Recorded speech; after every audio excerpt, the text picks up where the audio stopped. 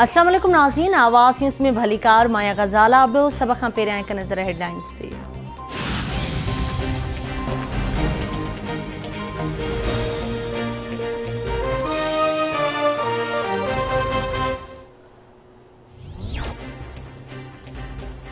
खुशखबरी ॾियणु चाहियां थो त पाकिस्तान ॾुखे वक़्त खां निकिरी चुको आहे। असांजे मुखालिफ़नि शुरूअ में वावेला कई त हुकूमत नाकाम थी चुकी आहे। मुखालिफ़ चाहिनि था त PTI जी हुकूमत नाकाम थिए।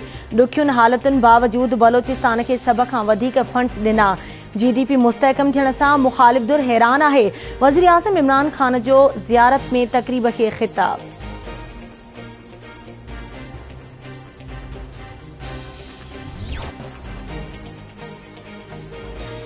सिंध असेंबली के इजलास दौरान लॉकडाउन खिलाफ MQM मेंबरन जो एहतजाज। लॉकडाउन बाबत ठहराव पेश करण की इजाजत न मिलण ते PTI ऐं GDA मेंबर भी MQM मेंबरन सां गॾु उथी बीही रहिया।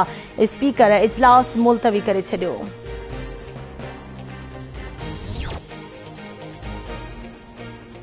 PP चेयरमैन बिलावल भुट्टो ज़रदारी जी इस्लामाबाद में सहाफ़ी असद तूर जे घर आमद।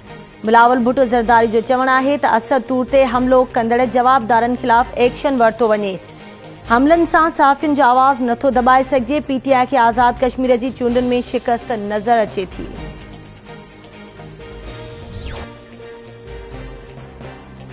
कुवैत पाकिस्तान लाइ वीज़ा तां पाबंदी हटाए छॾी आहे। सऊदी अरब में 30% पाकिस्तानियुनि खे वीज़ा मिलंदी।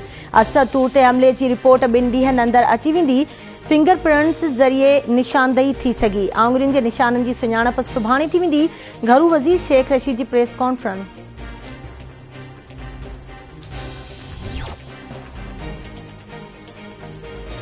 इरसा वापडा के पानी बहकरनि जी मॉनिटरिंग लाइ ख़त उमाणे छॾियो। पानी वसीलनि जी वज़ारत जी हिदायतुनि जी रोशनी में पंजाब जे 6 ऐं सिंध जे 3 बैराजनि ते पाणी इंस्पेक्टर मुक़रर करण जो मुतालबो। इरसा चेयरमैन जो चवणु आहे त सिंध जे गुडू, सखर ऐं कोटड़ी बैराजनि ते पाणी इंस्पेक्टर मुक़रर कया वञनि।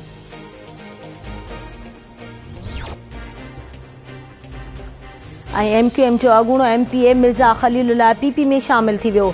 सूबाई वज़ीर सईद गनी जो चवणु आहे त कराची में कुझु न करण वारो तासुर ग़लति आहे। कराची शहर में मसइला आहिनि जेके हल थियण घुर्जनि। सिंध में उस्तादनि जी खोट आहे। घटि उस्तादनि जे करे स्कूल बंदि पियल आहिनि। MQM जे सियासी विंग सां ॻाल्हियूं हलंदियूं रहंदियूं। वफ़ाक़ी हुकूमत सदाईं खिल जहिड़ियूं हरकतूं कंदी आहे।